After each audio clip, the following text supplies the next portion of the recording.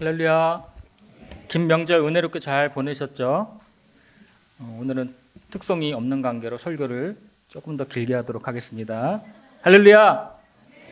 오늘은 born again, 거듭남에 대해서 하나님 말씀을 증거하도록 하겠습니다. 오늘 저는 한 사람을 소개하려고 합니다. 바로 누구일까요? 니고데모죠. 니고데모는 요한복음에 3번 등장하는데 7장에서 예수님을 변호할 때 나오고 또 19장에 예수님의 시신을 장사할 때 나옵니다. 그렇다면 니고데모는 어떤 사람인가? 예수를 핍박하거나 증오하지는 않았지만 그렇다고 완전하게 헌신하지도 않고 어느 정도 일정한 거리를 두고 예수를 따랐던 사람입니다. 1절 한번 보실까요? 그런데 바리새인 중에 니고데모라 하는 사람이 있으니 유대인의 지도자라. 니고데모는 바리새인이었고요. 또 유대인의 관원이었고 이스라엘의 선생입니다. 근데 무슨 영문인지 2절에 보니까 밤에 예수님을 찾아옵니다. 2절을 보세요. 그가 밤에 예수께 와서 이르되 라삐여 우리가 당신은 하나님께로부터 오신 선생인 줄 아나이다. 하나님이 함께 하시지 아니하시면 당신이 행하시는 이 표적을 아무도 할 수 없음이니이다. 니고데모는 왜 하필 밤에 예수님을 찾아왔을까요? 아니면 요한은 굳이 그때가 왜 밤이었는지를 밝히고 있을까요? 지금 니고데모는 다른 사람들의 시선을 피해서 예수님께 찾아온 것으로 보입니다. 아무래도 유대인의 관원이었고 또 사회적으로 고위직에 있었던 사람이었으니까 사람들의 시선을 의식하지 않을 수 없었기 때문입니다. 그러다 보니까 사람들이 많은 낮에 오기가 조금 불편한 면이 있었겠죠. 사람들이 다 보는 앞에서 유대인의 관원으로서 예수님을 찾아간다는 것은 쉬운 일이 아닐 것입니다. 어떤 속사정이 있는지 모르지만 니고데모는 이렇게 밤에 예수님을 찾아왔다라는 것입니다. 그렇다면 이 밤이 상징하는 것은 무엇일까요? 이 밤이라는 것은 요한복음에서는 일종의 영적인 무지, 영적인 어두움을 뜻한다고 볼 수가 있습니다.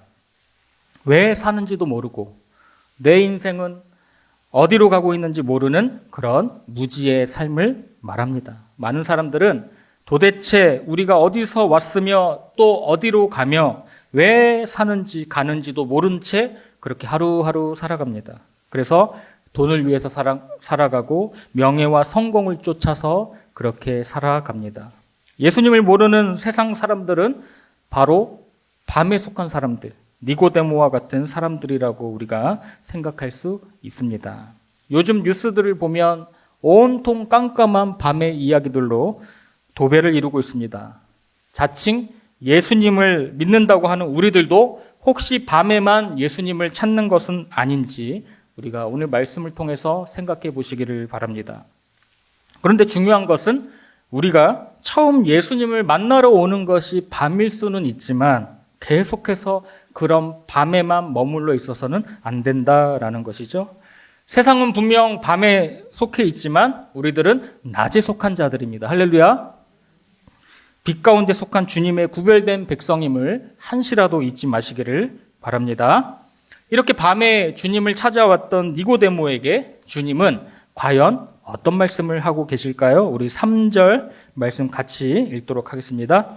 예수께서 대답하여 이르시되 진실로 진실로 내게 이르노니 사람이 거듭나지 아니하면 하나님의 나라를 볼 수 없느니라. 아멘.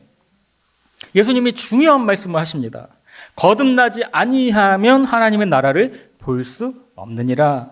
하나님의 나라를 본다라는 것은요, 하나님의 나라를 안다, 하나님의 나라를 경험한다라는 뜻입니다. 그러니까 거듭난 사람만이 하나님의 나라를 보고 알고 느끼고 경험하고 체험할 수 있다라는 말이 됩니다. 반대로 거듭나지 못한 사람들은 아무리 하나님 나라의 복음을 이야기해봤자 알 수도 볼 수도 경험할 수도 느낄 수도 체험할 수도 없다라는 말이 됩니다. 들을 기 없는 사람들에게 우리가 복음을 처음에 아무리 전해봤자 처음에는 귀를 막고 들어요 안 들어요? 안 듣습니다. 그러다가 급기야 어떻게 되죠? 예수 이름 꺼내지 말라고 물을 뿌리고 소금을 뿌리고 화를 내는 경우도 많이 있겠죠. 그렇다면 니고데모의 경우는 어떻습니까? 니고데모는 율법에 정통한 바리새인입니다. 그는 지금까지 나름대로 하나님의 율법을 보고 알고 경험하고 살고 있다고 생각했습니다. 하나님에 대해서 누가 물어보면 나는 일타강사다라고 말할 정도로 아주 자부심이 대단했던 그런 사람이죠. 그런데 주님은 니고데모에게 이렇게 말씀하십니다. 니고데모야, 너가 배운 것은 많고 학식도 많고 율법에 정통하지만 그것 가지고는 부족하다. 그리고 너는 아직 구원받지 못했다라고 말씀하시고 계시는 것이죠. 아마도 니고데모는 이 예수님의 말씀에 뒤통수를 한 대 얻어맞은 그런 충격이 있었을 것입니다. 그도 그럴 것이 니고데모는 선민으로 자처하던 유대인이었고 할례를 받았던 사람이고 종교 행위를 열심히 했고 율법을 목숨 걸고 지켰던 그런 사람입니다. 자기는 당연히 하나님 나라에 합당한 자로 여기며 살아왔을 것입니다. 그런데 주님은 너 거듭나지 않으면 천국에 들어갈 수 없단다라고 말씀하고 계신 것이죠. 그가 신주처럼 붙들고 있었던 할례, 제사, 율법, 선한 행위 등 이 모든 것들이 한순간에 무용지물이 되고 만 것입니다. 여러분은 어떠십니까? 여러분은 정말 거듭나셨습니까? 여러 종교 행위나 또 성경의 지식, 신앙적인 열심 같은 것은 구원의 보증이 절대로 되지 못합니다. 우리가 성경 50독, 100독 부럽죠. 주님을 모를 수 있다라는 말입니다. 거듭남은 자신의 노력이나 애씀의 결과로 주어지는 것이 결코 아니기 때문입니다. 누가 주셔야 됩니까? 누가 주셔야 됩니까? 하나님께서 선물로 주셔야 거듭날 수 있다라는 것이죠. 여기서 거듭나다의 원어가 아노센이라는 단어입니다. 아노센. 이것은 수동태입니다. 즉 거듭나는 것은 우리의 힘으로 되는 것이 아니라는 것이죠. 여기서 쓰인 이 아노센은 두 가지 의미를 포함하고 있는데요. 첫 번째는 다시라는 뜻이 있습니다. 다시. 그리고 두 번째 의미는 위로부터, 하늘로부터 그런 뜻이 있습니다. 그러니까 이 아누센이라는 단어 안에 구원의 기원과 본질이 다 들어가 있는 말입니다. 즉 거듭남이라고 하는 것은 성령의 역사로 말미암아 다시 재창조되는 것이다라고 말할 수 있습니다. 그러니까 니고데모에게 결정적으로 필요했던 것은 율법도 아니고 그의 학식이나 사회적인 신분이나 그런 것들이 아니라 바로 위로부터의 거듭남의 여부였다는 것입니다. 할렐루야. 그렇습니다. 누구든지 성령으로 거듭나지 아니하면 천국 시민이 될 수 없습니다. 거듭나지 않은 자연인 상태로는 천국에 들어가기가 불가능합니다. 하나님이 거룩하시고 또한 그의 나라 역시 거룩하기 때문에 천국은 거듭남을 통해서 거룩하게 변화된 이후에만 들어갈 수 있음을 믿으시기를 바랍니다. 성경은 거듭나기 전의 상태를 죄인이라고 가르칩니다. 의인은 없나니 하나도 없으며 이것이 거듭나기 이전의 인간의 실상입니다. 이 상태로는 누구도 하나님께 이르지 못합니다. 이 상태로는 도리어 하나님의 진노만 당할 뿐이죠. 그러므로 인간이 하나님의 나라에 들어가려면 반드시 거듭남이라는 관문을 통과해야 합니다. 그러면 가장 중요한 질문, 사람이 어떻게 해야 거듭날 수 있습니까? 사람이 어떻게 해야 거듭날 수 있습니까? 아주 좋은 질문이죠. 4절 보세요. 니고데모가 이르되 사람이 늙으면 어떻게 날 수 있사옵나이까? 두 번째 모태에 들어갔다 날 수 있사옵나이까? 니고데모가 말하는 것이죠. 사람이 어떻게 다시 태어날 수 있습니까? 어머니 뱃속에라도 다시 들어갔다 나와야 됩니까? 라고 묻습니다. 어떻게 보면 자연스러운 질문이죠. 니고데모는 지금 거듭남을 어떻게 이해하고 있습니까?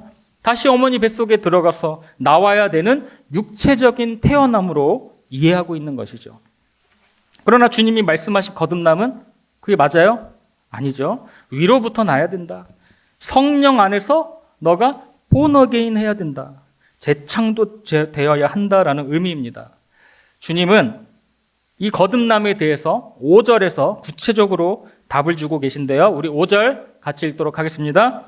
예수께서 대답하시되 진실로 진실로 내게 이르노니 사람이 물과 성령으로 나지 아니하면 하나님의 나라에 들어갈 수 없느니라. 아멘. 바로 물과 성령으로 나는 사람만이 천국에 들어갈 수 있다라는 것이죠. 이 말은 회개를 통해서 우리가 죄 씻음을 받고 성령에 의해서 우리가 신령한 것으로 새롭게 변화될 때 비로소 천국 시민이 될 수 있다라는 말입니다. 그래서 디도서 3장 5절에서 6절은 이렇게 말씀하는데요. 5절 같이 읽겠습니다. 우리를 구원하시되 우리가 행한 바 의로운 행위로 말미암지 아니하고 오직 그의 긍휼하심을 따라 중생의 씻음과 성령의 새롭게 하심으로 하셨나니 6절이요. 우리 구주 예수 그리스도로 말미암아 우리에게 그 성령을 풍성히 부어주사. 우리들에게 성령을 풍성하게 부어주시되 우리 구주 예수 그리스도로 말미암아 부어주셨다라고 말씀합니다. 이것은 우리가 예수를 믿을 때 성령이 그 사람 가운데 내주하셔서 그를 새롭게 변화시켜 주심을 나타내는 말입니다. 언제 어떻게 내가 거듭나게 되었는지는 알 수는 없지만 예수 그리스도를 믿음으로 이미 내 안에 임재하시고 내주하신 성령님께서 나를 통치하고 나의 삶을 인도해 주신다라는 말입니다.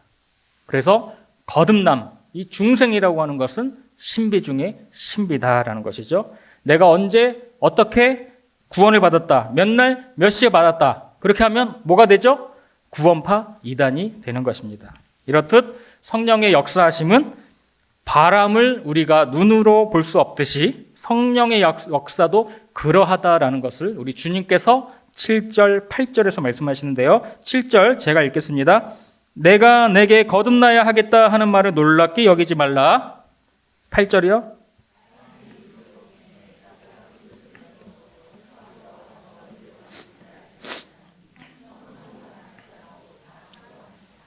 아마도 대화하던 순간에 바람이 살짝 불었던 것 같습니다. 예수님은 이때를 놓치지 않으시고 말씀하시죠. 니고데모야, 이렇게 바람이 부는데도 눈으로 볼 수는 없구나. 하지만 바람의 실제는 있지 않느냐. 성령으로 난 사람들, 영적 세계에 접붙임 받은 사람들에게는 눈에 보이지는 않지만 몸으로 느낄 수 있는 바람처럼 어떤 영적인 실체가 반드시 존재한단다. 그렇습니다. 우리 안에 성령이 내주하신다는 사실은 신비 중에 신비인 것입니다. 죄인이 거듭난다라는 것은 인생 최고의 사건이고 이슈이지만 거듭나는 것 자체는 결코 어려운 일이 아닙니다. 우리가 예수를 믿을 때 어느 누구라도 새로 태어나게 되는 것이죠. 그리고 예수님을 믿는 자들에게는 어떤 권세가 임하죠? 하나님의 자녀가 되는 권세가 임하는 것입니다. 요한복음 1장 12절이요. 우리 암송하겠습니다. 시작. 영접하는 자, 곧 그 이름을 믿는 자들에게는 하나님의 자녀가 되는 권세를 주셨으니. 할렐루야. 질문 드립니다. 여러분은 예수님을 나의 구원자로 확실하게 믿으십니까? 아멘이시죠? 그럼 여러분은 거듭난 사람이고 하나님의 자녀입니다. 누구든지 예수를 믿고 입으로 시인하면 그는 거듭나서 하나님의 나라를 유업으로 잊게 된다라는 것이죠. 로마서 10장 9절에서 10절입니다. 우리 한 목소리로 읽습니다. 내가 만일 내 입으로 예수를 주로 시인하며 또 하나님께서 그를 죽은 자 가운데에서 살리신 것을 내 마음에 믿으면 구원을 받으리라. 사람이 마음으로 믿어 의에 이르고 입으로 시인하여 구원에 이르느니라. 이 말씀을 정말 믿습니까? 하나님께서 그 아들을 이 세상에 보내신 목적이 무엇입니까? 그를 믿는 자마다 멸망하지 않고 영생을 얻게 하시려는 것입니다. 이 영생은 바로 예수를 믿는 모든 이들에게 차별 없이 주어진다라는 것을 믿으시기를 바랍니다. 남녀노소, 빈부귀천을 막론하고 예수를 믿기만 하면 누구라도 이 자격을 얻을 수 있는 것이죠. 그러므로 예수님이 나의 구주 되신 것을 우리 마음 가운데 믿고 예수님을 나의 구주다 진실로 고백하면 우리가 구원을 받게 된다라는 것입니다. 그러므로 오늘 우리는 얼마나 큰 은혜와 축복을 받은 자들입니까? 할렐루야. 지난주에 저희 어머님의 셋째 오빠께서 돌아가셨는데 저한테는 이제 외삼촌이 돌아가신 거죠. 그래서 장례식장에서 이제 저희 이모님 권사님, 저희 이모 권사님을 만나서 오랜만에 이제 그 신앙의 스토리를 제가 장례식장에서 들었는데요. 이제 저희 외가에 이미 이제 많은 주의 종들과 장로들, 권사들이 수두룩 빽빽으로 많이 배출된 집안이다. 그리고 너가 4대째다. 두용아, 너가 4대째다. 그래서 나는 너가 목회자가 된 것도 자랑하고 우리 집안의 신앙을 늘 자랑한다 말씀해 주셨습니다. 친가 쪽을 보면 제가 1대 같은데요. 외가 쪽 신앙의 뿌리를 보니까 제가 그 이야기를 들으니까 얼마나 그 믿음의 자존감이 올라갔는지 모릅니다. 4대째라고 합니다. 4대째. 좀 부럽더라고요. 어떤 목사님도 만나면 저는 아버지가 목사님입니다. 저는 뭐 4대째입니다. 5대째입니다 하면 그게 좀 부러웠어요. 저는 1대 같은데. 근데 이제 외가 쪽 신앙의 뿌리를 보니까 후두룩 빽빽으로 주의 종들이 많이 배출된 집안이다. 그래서 제가 한마디 더 했죠. 순교자는 없습니까? 순교자는 없다고. 근데 대신에 교회를 많이 개척하고 설립했다 그러더라고요. 그래서 거의 20년 만에 이제 백발이 이렇게 성성하신 외숙모님을 만나고 또 캐나다에 사는 형을 만나고 누나를 만났는데 이제 제가 어릴 때 봤으니까 서로 인사를 하면서 이제 두동아 나중에 술 한잔 하자 그러더라고요. 이제 목회자가 된지도 모르고 그러더라고요. 그래서 외가의 친척들을 오랜만에 만나면서 제가 이제 달리 뭐 말씀드릴 게 없더라고요. 손을 잡고 외숙모 예수가 생명입니다. 교회 나가셔야 돼요. 예수 믿어야 천국 갈 수 있습니다. 그렇게 이야기는 했지만 죽음 앞에서 정말 많은 것을 제가 깨닫게 되었습니다. 신앙의 유산이 너무나도 중요하다라는 것을 제가 깨닫게 되었고 주님이 나를 구원해 주심에 얼마나 감사한지 그 은혜가 얼마나 큰지 다시 한번 깨닫게 되었습니다. 그래서 믿음의 유산들, 이 신앙의 유산들을 계속해서 우리 다음 세대 자녀들에게 흘려보낸다라는 것이 얼마나 중요한 일입니까? 할렐루야. 초등부 겨울 성경학교가 언제 있죠? 2월 7일에서 8일 교회에서 열린다고 합니다. 김동진 목사님으로부터 제가 부탁받은 게 아니고요. 우리 어린 자녀들이 하나님을 만나고 또 예수님을 닮아간다는 것이 얼마나 중요한 일입니까? 그래서 관심 가져주시고 기도해 주시기를 부탁드립니다. 김동진 목사님으로부터는 제가 커피 한 잔 얻어먹도록 하겠습니다. 니고데모의 이야기는 그렇게 끝이 납니다. 그런데 요한복음 끝부분으로 가면서 니고데모의 이야기가 두 번 더 나옵니다. 한 번은 그 7장에 보면요, 이 바리새인들과 제사장들이 주님을 잡아 죽이려고 할 때 그들을 막아섭니다. 누가요? 니고데모가 적극적으로 변호합니다. 유대에는 법이 없느냐 하면서 막아섭니다. 담대함이 이제 생기는 거죠. 두 번째는 주님께서 십자가에서 죽으셨을 때 목숨을 걸고 빌라도에게 찾아가서 예수님의 시체를 찾아다가 아리마대 사람 요셉과 함께 주님을 장사 지내는 장면이 나오죠. 이 니고데모가 아니었으면 당시 관습에 의하면 그냥 예수님의 시신은 쓰레기장으로 버려졌을 것입니다. 당시에는 이 사형수의 시체를 가족이나 친지가 찾아가지 않으면 가차없이 쓰레기장에 버렸다고 합니다. 그러니까 유대인들과 이 로마인들이 무서워서 아무도 예수님의 시체를 찾아가지 않을 때 누가 온 거예요? 니고데모가 온 것입니다. 유대인들의 눈이 무서워서 밤에만 몰래 주님을 찾아왔던 이 3장에서의 니고데모가 어떻게 이렇게 담대하게 변할 수 있었을까? 요한복음 19장 39절, 40절. 자, 39절 제가 읽겠습니다. 일찍이 예수께 밤에 찾아왔던 니고데모도 몰약과 치명 섞은 것을 100리트라쯤 가지고 온지라.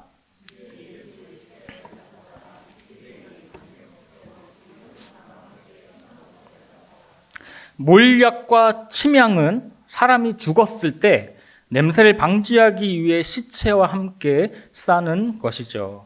우리 주님이 베들레헴 구유에 나셨을 때 동방 박사들이 가져온 예물 중에 몰약이 있었죠. 아기가 태어났는데 시체와 함께 싸는 몰약을 예물로 가져왔다는 것이 좀 이상하지 않습니까? 그것은 우리 주님께서 이 땅에 죽으시기 위해 오셨다라는 것을 암시하고 있다는 것이죠. 니고데모는 예수님의 시신을 향품과 세마포로 싸면서 과연 어떤 생각을 했을까요?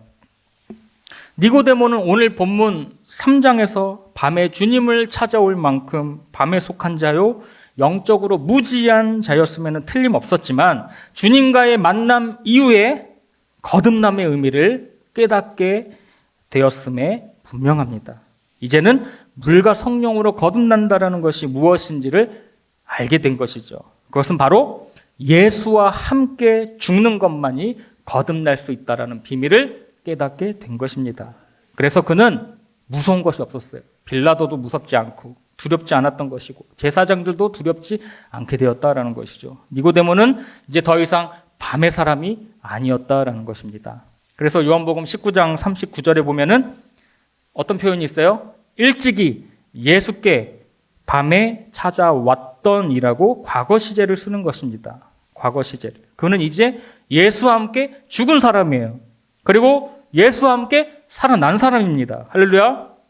나의 정과 욕심을 모두 십자가에 못 박고 내가 죽고 내 안에 오직 예수가 살아서 예수의 이름을 믿는 것만이 진정 죄인이 거듭날 수 있다는 놀라운 중생의 비밀을 니고데모가 깨달은 것이죠.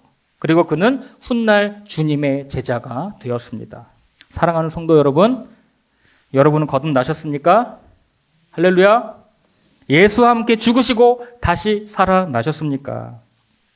니고데모와 같이 그 어떤 것도 두렵지 않게 된 그 삶을, 거듭난 삶을 살고 계십니까? 아니면 거듭나기 이전에 니고데모가 자랑했던 것을 일삼고 지금도 살아가고 계십니까? 말씀을 맺으면서요, 한국교회를 생각해 보지 않을 수가 없고 이 나라 이민족을 생각해 보지 않을 수가 없습니다. 한국교회가 사는 길이 무엇이겠습니까? 이 나라와 이민족이 사는 길이 무엇이겠습니까?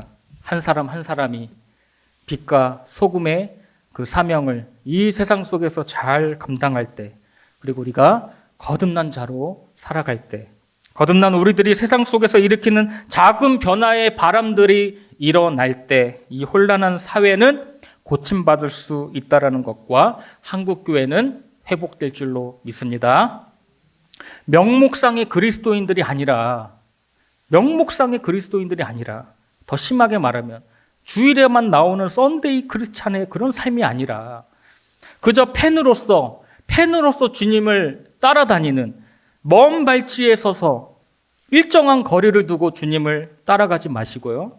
나에게 지워주신 그 피비린내 나는 진동하는 그 험한 십자가를 내가 지고 끌어안고 진정으로 애통해하면서 예수님이 걸어가신 그 발자취를 묵묵히 따라가시는 주님의 제자들로 살아가시기를 축복합니다. 이제는 밤에만 기웃거리고 머뭇거리는 신앙이 아니라 우리가 성령으로 거듭난 그리스도인들로 살아가시기를 주님의 이름으로 축복합니다.